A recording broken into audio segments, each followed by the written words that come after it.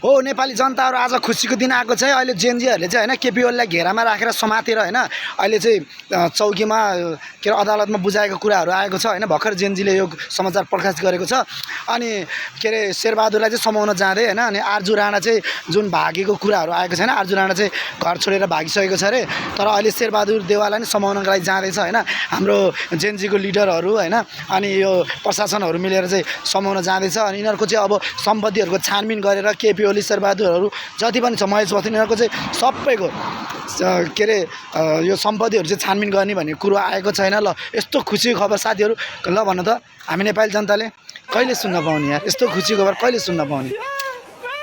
शेरलाई समातेको, केपी ओलीलाई समातेको, आर्जु राणालाई समातेको होइन यो भ्रष्टाचारीहरूको पैसा छानबिन गरेको यस्तो खबर चाहिँ हामीले कहिले सुन्न पाउने क्या, कहिले पनि पाउँदैन। यो यो यो जिन्दगीमा चाहिँ हामीले यो सुन्न पाउला जस्तो लागेन। ल त साथीहरू यस्तो खबर कहिले सुन्न पाउने हामीले।